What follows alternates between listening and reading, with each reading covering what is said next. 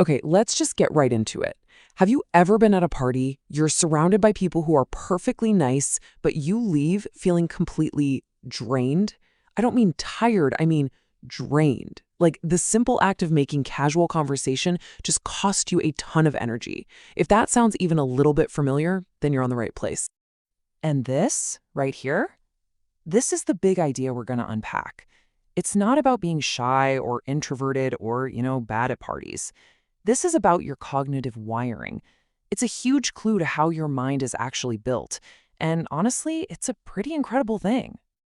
So, let's start with what I like to call the small talk tax. Yeah, you heard me.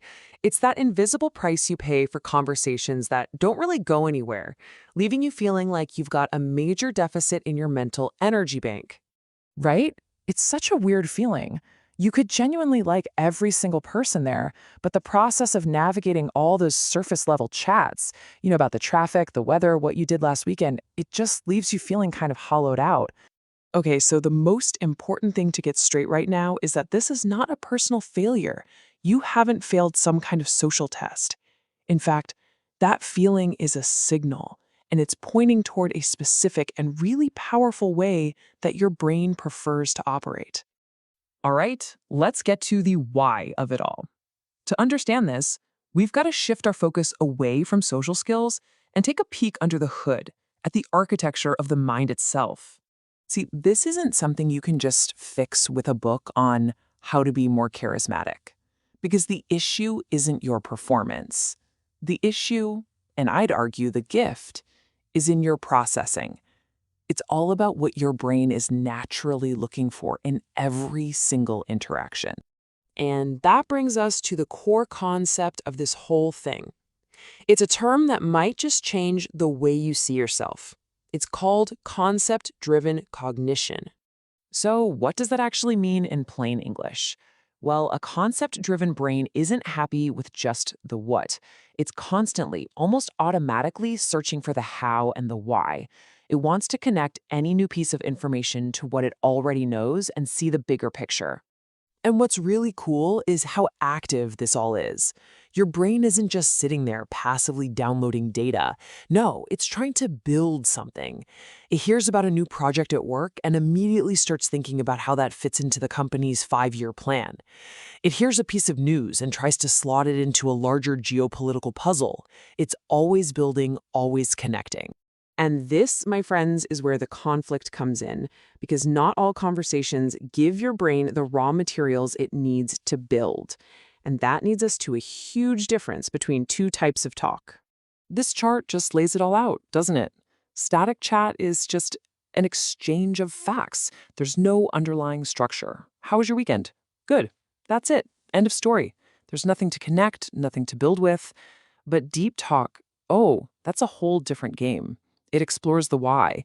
It's not just a transaction. It's relational. It's constructive. It's handing your brain the concepts it's been craving, and that's why it feels so energizing. I think this is the perfect metaphor.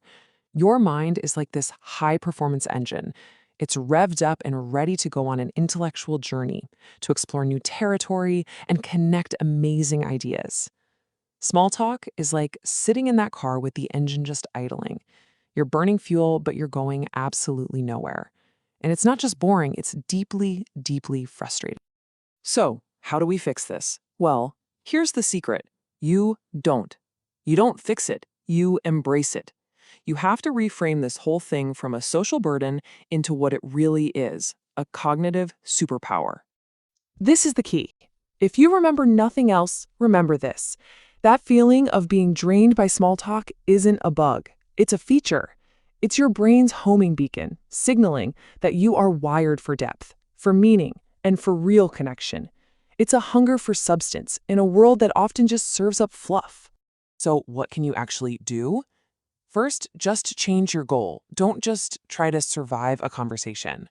Aim to find one little moment of real connection.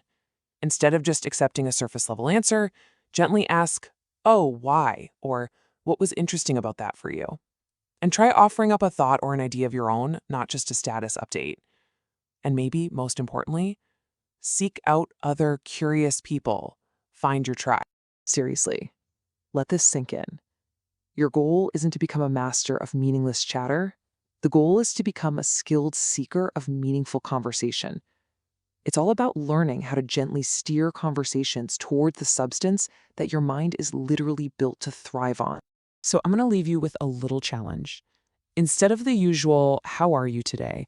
think of just one question you could ask someone, a friend, a coworker, your partner, that opens the door just a crack to the big talk.